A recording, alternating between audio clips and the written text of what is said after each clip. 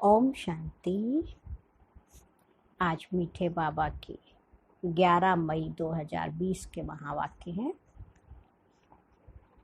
प्यारे बाबा ने कहा, मीठे बच्चे, तुम इन आँखों से जो कुछ देखते हो ये सब पुरानी दुनिया की सामग्री है, ये समाप्त होनी है। इसलिए इस दुख धाम को बुद्धि से भूल जाओ। प्रश्न है, मनुष्यों ने बाप पर कौन सा दोष लगाया है, लेकिन वह दोष किसी का भी नहीं है।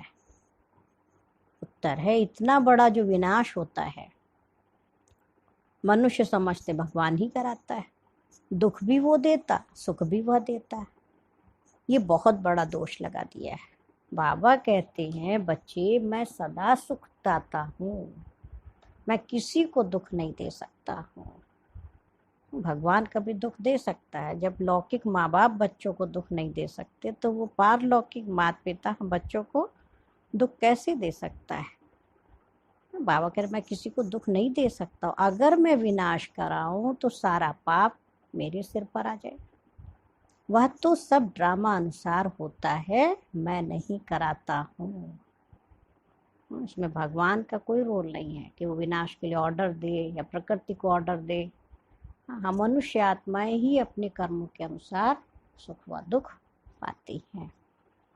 आज की मुरली का गीत है, रात की राही थक मत जाना, सुबह की मंजिल दूर नहीं।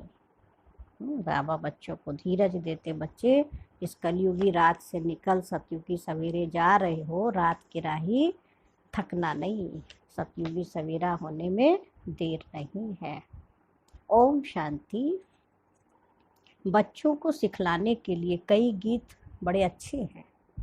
गीत का अर्थ करने से वाणी खुल जाएगी। बाबा कह रहे, इस गीत को बजाओ, फिर इसका अर्थ सुनाओ तो आपको बोलने की ताकत आ जाएगी।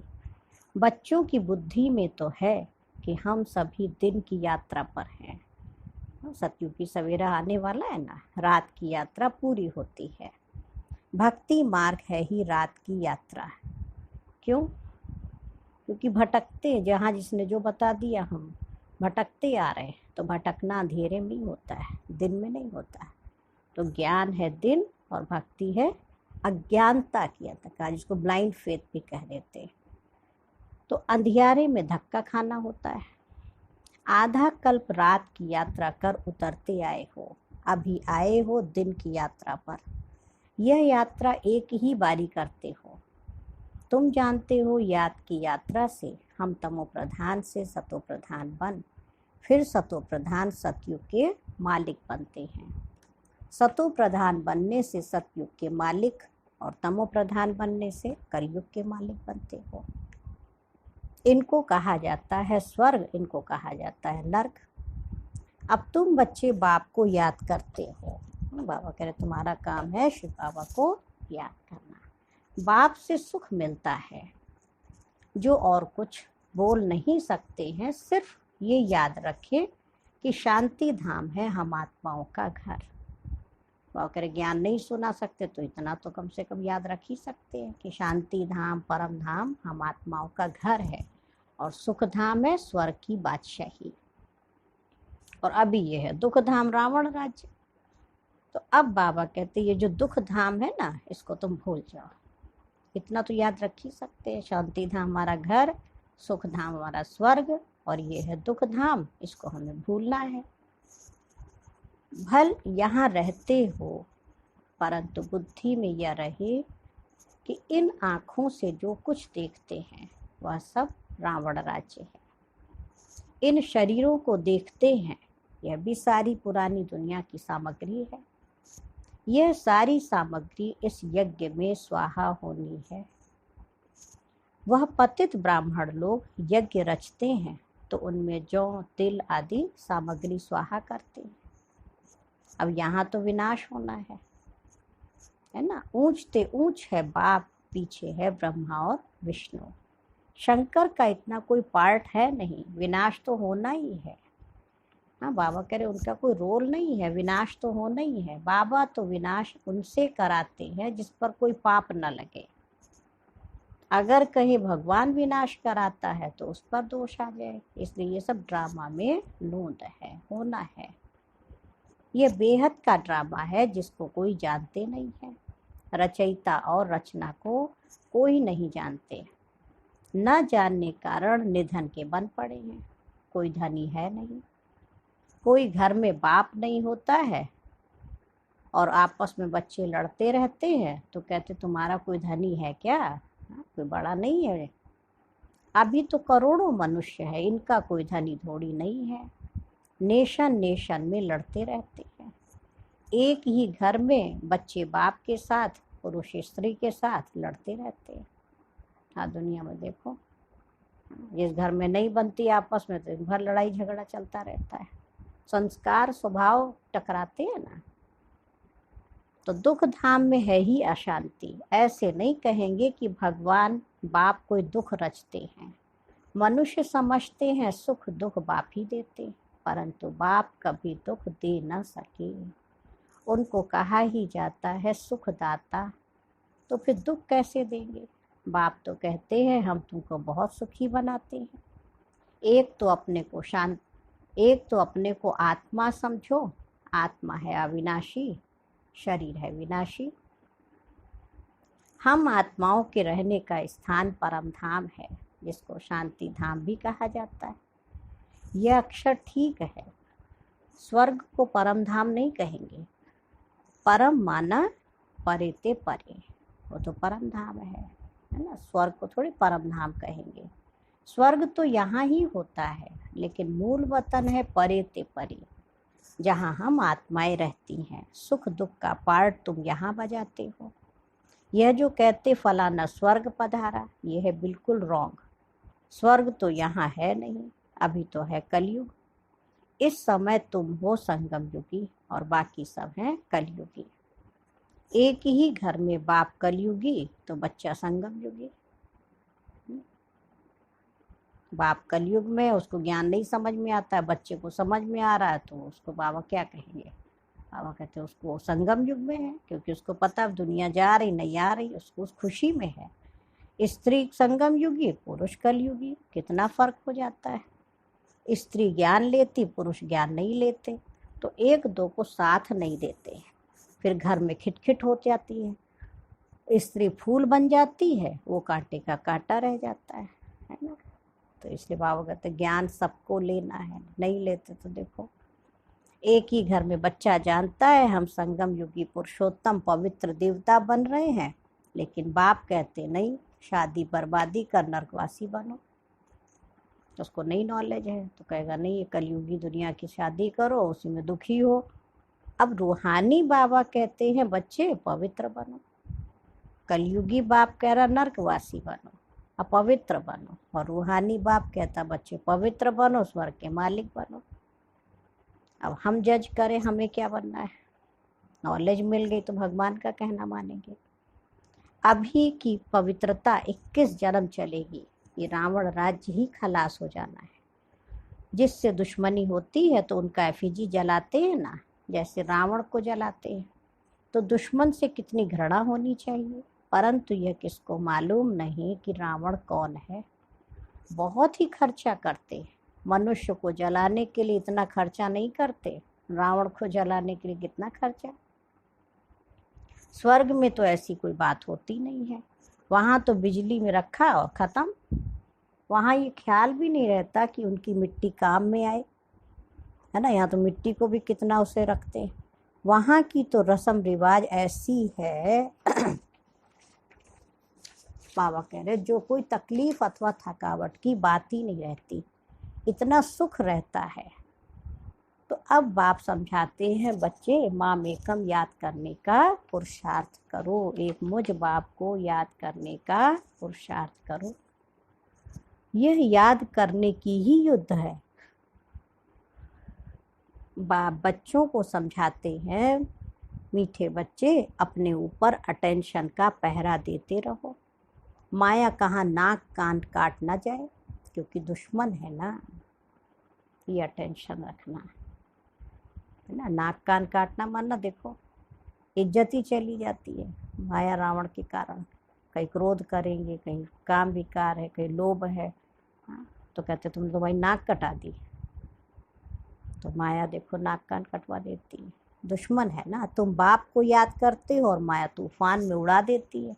इसलिए बाबा कहते हैं हर एक को सारे दिन का चार्ट लिखना चाहिए कि कितना बाप को याद किया, कहाँ मन भागा, डायरी में नोट करो। कितना समय बाप को याद किया, अपनी जांच करनी चाहिए। तो माया भी देखेगी ये तो अच्छा बहादुर है, अपने पर अच्छा टेंशन रखते हैं, पूरा पहरा रखना है।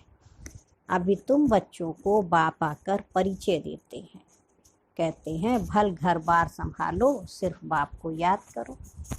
यह कोई उन सन्यासियों माफिक नहीं है, वो भीख पर चलते हैं, फिर भी कर्म तो करना पड़ता है। नहीं, घर घर जाते हैं, भिक्षा लेते हैं, तो उस पर चलते हैं। ये भी तो कर्म हुआ। तुम उनको भी कह सकते हो कि तुम हठ योगी हो। राजयोग सिखलाने वाला एक ही भगवान है। शिव बाबा ही आकर के राजयोग सिखला सकते हैं।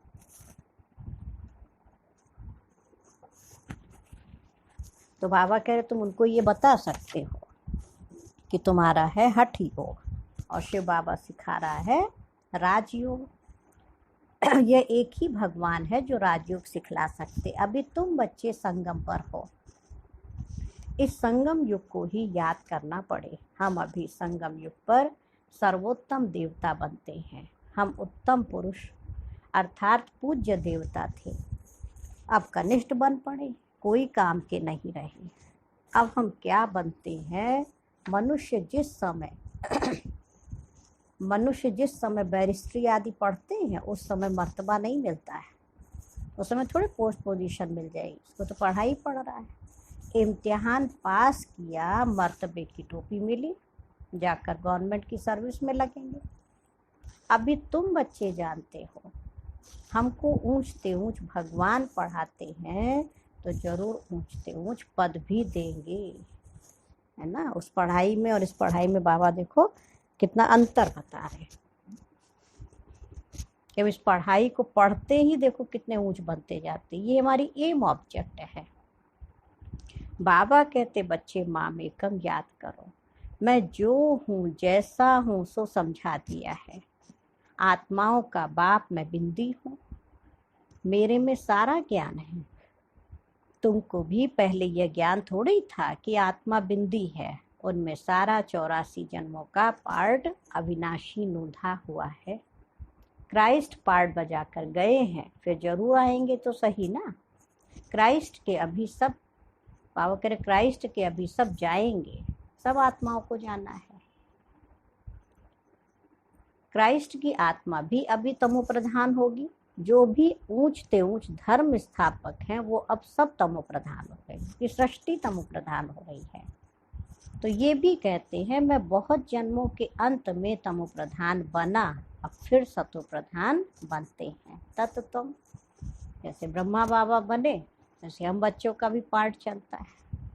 तुम जानते हो हम अभी ब्राह्मण बने हैं देवता बनने के लिए। विराट रूप के चित्र का अर्थ कोई नहीं जानते, अभी तुम बच्चे जानते हो। आत्मा स्वीट होम में रहती है तो पवित्र है, यहाँ आने से पतित बनी है। तब कहते हैं हे पतित पावन, आकर हमको पवित्र बनाओ, तो हम अपने घर मुक्ति धाम में जाएं। यह भी पॉइंट धारण करने के लिए है। मनुष्य नहीं जानते मुक्ति जीवन मुक्ति धाम किसको कहा जाता है। मुक्ति धाम को शांति धाम कहा जाता है। मुक्ति जहाँ आत्मा शरीर के बंधन से मुक्त, वो परम धाम में। और जीवन मुक्ति धाम को सुख धाम कहा जाता है। यहाँ है दुख का बंधन, और जीवन मुक्ति को सुख का संबंध कहेंगे, है ना। नाते रिश्ते वहाँ भी होंगे और यहाँ भी है, लेकिन यहाँ वो बंधन लगते हैं और सत्युग में वो संबंध होंगे। तो अब दुख का बंधन दूर हो जाएगा। हम पुरुषार्थ करते हैं ऊंच पद पाने के लिए, तो ये नशा होना चाहिए। हम अभी श्रीमत पर अपना राज्य भाग्य स्थापन कर रहे हैं। जगत अम्बा नंबर 1 में जाती है, हम भी उनको फॉलो करेंगे। जो बच्चे अभी माता पिता के दिल पर चढ़ते हैं वही भविष्य में तख्त नशीन बनेंगे। दिल पर वह चढ़ते जो दिन रात सर्विस में बिजी रहते हैं। बाबा क्या कह रहे, भगवान के दिल पर वही बच्चे चढ़ते हैं जो इस ईश्वरीय सेवा में बिजी रहते हैं। सबको पैगाम देना है कि बाप को याद करो। पैसा कौड़ी कुछ भी लेने का नहीं है। वो समझते हैं ये राखी बांधने आती है, कुछ देना पड़ेगा। बोलो हमको और कुछ चाहिए नहीं, सिर्फ 5 विकारों का दान दो। यह दान लेने के लिए हम आए हैं, इसलिए पवित्रता की राखी बांधते हैं। बाप को याद करो, पवित्र बनो तो ये देवता बन जाएंगे। बाकी हम पैसा कुछ भी नहीं ले सकते हैं, हम वो ब्राह्मण नहीं हैं। सिर्फ 5 विकारों का दान दो तो ग्रहण छूटे। अभी कोई कला नहीं रही है, सब पर ग्रहण लगा हुआ है। बाबा ने कहा तुम ब्राह्मण हो ना, जहाँ भी जाओ बोलो दे दान तो छूटे ग्रहण। पवित्र बनो, विकार में कभी नहीं जाना। बाप को याद करेंगे तो विकर्म विनाश होंगे और तुम फूल बन जाएंगे। तुम ही फूल थे फिर कांटे बने हो। 84 जन्म लेते लेते गिरते ही आए हो, अब वापस जाना है। बाबा ने डायरेक्शन दिया है इन द्वारा। वह है ऊंचते ऊंच भगवान, उनको शरीर नहीं है। अच्छा, ब्रह्मा विष्णु शंकर को शरीर है? तुम कहेंगे हाँ सूक्ष्म शरीर है, परंतु वह मनुष्यों की सृष्टि तो नहीं है। खेल सारा यहाँ है, सूक्ष्म वतन में नाटक कैसे चलेगा? वैसे मूल वतन में भी सूर्य चांद ही नहीं तो नाटक भी काहे का होगा, है ना। बाबा कह रहे मूल वतन परम धाम में भी कोई नाटक नहीं, सूक्ष्म वतन में भी नहीं, सारा खेल इस साकार दुनिया का है ना। ये बहुत बड़ा मांडवा है, पुनर्जन्म भी यहाँ होता है, सूक्ष्म वतन में नहीं होता है। अभी तुम्हारी बुद्धि में सारा बेहद का खेल है, तो अभी पता पड़ा है हम जो देवी देवता थे सो फिर कैसे वाम मार्ग में आते हैं। वाम मार्ग विकारी मार्ग को कहा जाता है। आधा कल्प हम पवित्र थे, हमारा ही हार और जीत का खेल है। भारत अविनाशी खंड है, यह कभी विनाश होता नहीं है।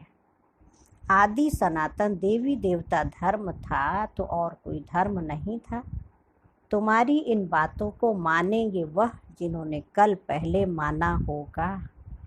5000 वर्ष से पुरानी चीज कोई होती ही नहीं है ना। बाबा कह रहे मानेंगे भी वही, निश्चय भी वही रखेंगे जिन्होंने कल पहले रखा होगा। सतयुग में फिर तुम पहले पहले जाकर अपने महल बनाएंगे, ऐसे नहीं कि सोनी द्वारिका कोई समुद्र के नीचे से निकल आएगी, है ना। दिखाते ना सागर से देवताएं रत्नों की थालियां भर कर देते थे।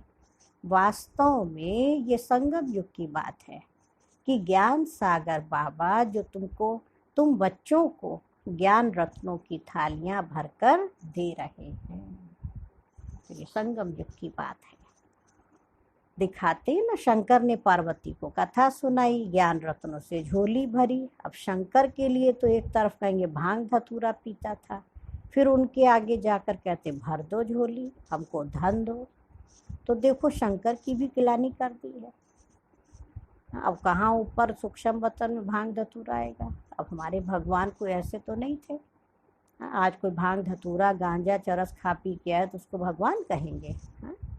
तो बाबा कहते तो और ही ग्लानी कर दिया। ये भी खेल है जो फिर भी होगा। इस नाटक को कोई जानते नहीं है। मैं आकर आदि से अंत तक सारा राज समझाता हूँ।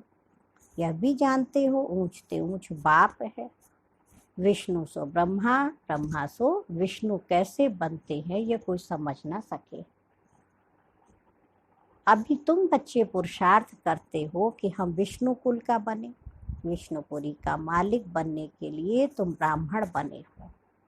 तुम्हारी दिल में है कि हम ब्राह्मण अपने लिए सूर्यवंशी चंद्रवंशी राजधानी स्थापन कर रहे हैं श्रीमत पर। इसमें लड़ाई आदि की तो कोई बात ही नहीं है। देवताओं और असुरों की लड़ाई कभी होती नहीं है। देवताएं हैं सतयुग में, वहां लड़ाई कैसे होगी। अभी तुम ब्राह्मण योग बल से विश्व के मालिक बनते हो। बाहुबल वाले विनाश को प्राप्त हो जाएंगे ना, जिनको अपना बाहुबल है, उसका देह का अभिमान है ना, बाबा करे वो विनाश को प्राप्त होंगे, और तुम साइलेंस बल से साइंस पर विजय पाते हो। तो अब तुमको आत्माभिमानी बनना है। मुख्य पुरुषार्थ है आत्माभिमानी बनने का।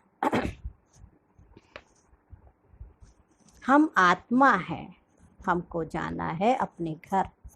आत्माएं तीखी हैं। अभी एरोप्लेन ऐसा निकला है तो 1 घंटे में कहाँ से कहाँ चला जाता है।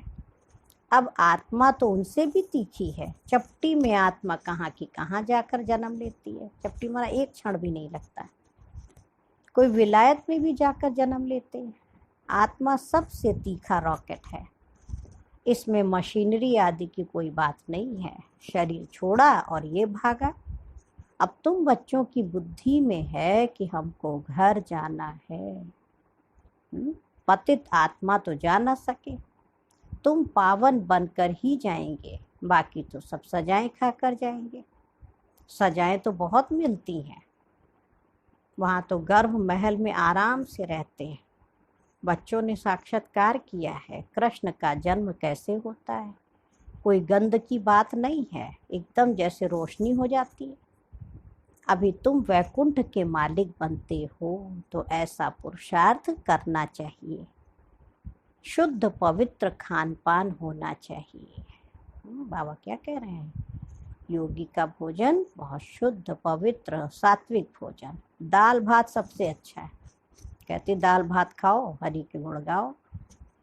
ऋषिकेश में सन्यासी एक खिड़की से लेकर चले जाते हैं। हाँ, कोई कैसे भी होते हैं ना। एक दरवाजे से जो भिक्षा मिल गई वही खा के रह जाते हैं। किसी ने चटनी दे दी तो वही चाट के रह, दूसरे घर में फिर नहीं जाते हैं। एक उनका सिद्धांत है। और सन्यासी भी वैरायटी होते। बाबा कह रहे कोई कैसा होता, कोई कैसा होता है ना। तो तुम बच्चों का बाबा कह रहे भोजन जो है बहुत शुद्ध सात्विक, और उसमें सबसे अच्छा भोजन दाल चावल सहज बन जाता है ना। देरी भी नहीं लगती बनाने में।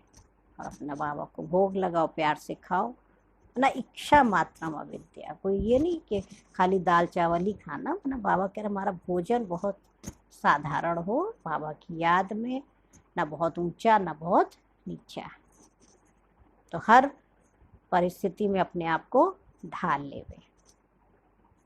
अच्छा, मीठे मीठे सिक्की लधे बच्चों प्रति माता पिता बाप दादा का याद प्यार और गुड मॉर्निंग। रूहानी बाप की रूहानी बच्चों को नमस्ते। हम रूहानी बच्चों की रूहानी माता पिता बाप दादा को याद प्यार नमस्ते और गुड मॉर्निंग। शुक्रिया बाबा, शुक्रिया। धारणा के लिए मुख्य सार है अपने ऊपर अटेंशन का पूरा पूरा पहरा देना है। माया से अपनी संभाल करनी है। याद का सच्चा सच्चा चार्ट रखना है। सेकंड पॉइंट है माता पिता को फॉलो कर दिल तख्त नशीन बनना है। रात दिन सर्विस पर तत्पर रहना है। सबको पैगाम देना है कि बाप को याद करो। 5 विकारों का दान दो तो ग्रहण छूटे। बाबा के अंदर जो 5 भूत हैं उसको क्या करो, शिव बाबा को अर्पित कर दो तो सब ग्रहण उतर जाए। इसी के लिए कहते दे दान तो छूटे ग्रहण। आज का वरदान है बाप की याद द्वारा असंतोष की परिस्थितियों में सदा सुख व संतोष की अनुभूति करने वाले महावीर भव। सदा बाप की याद में रहने वाले हर परिस्थिति में सदा संतुष्ट रहते हैं। बाबा क्या कह रहे, सदा बाप की याद में रहने वाले हर परिस्थिति में सदा संतुष्ट रहते हैं, क्योंकि नॉलेज की शक्ति के आधार पर पहाड़ माफिक परिस्थिति भी राई अनुभव होती है ना। अगर हमें नॉलेज हो, समझ आ जाए कि ये परिस्थिति ये क्यों आई, हाँ ऐसा क्यों हुआ, क्वेश्चन का आंसर मिल जाता तो मन शांत हो जाता। तो बाबा कह रहे अब नॉलेज की शक्ति के आधार पे पहाड़ माफिक परिस्थिति भी राई अनुभव करते हो। राई अर्थात कुछ नहीं, चाहे परिस्थिति असंतोष की हो, दुख की घटना हो, लेकिन दुख की परिस्थिति में सुख की स्थिति रहे तब कहेंगे महावीर। कुछ भी हो जाए, नथिंग न्यू के साथ साथ बाप की स्मृति से सदा एक रस स्थिति रह सकती है, फिर दुख अशांति की लहर भी नहीं आएगी। और आज का स्लोगन है अपना दैवी स्वरूप सदा स्मृति में रहे। अपना दैवी स्वरूप सदा स्मृति में रहे तो कोई की भी व्यर्थ नजर नहीं जा सकती ना, आपकी तरफ किसी की गलत दृष्टि भी नहीं जा सकती अगर अपना दैवी स्वरूप बुद्धि में सदा रहे। ये हमारा आज का पुरुषार्थ स्लोगन कि अपने स्वरूप को सदा सामने रखो। अच्छा, ओम शांति, ओम शांति, ओम शांति।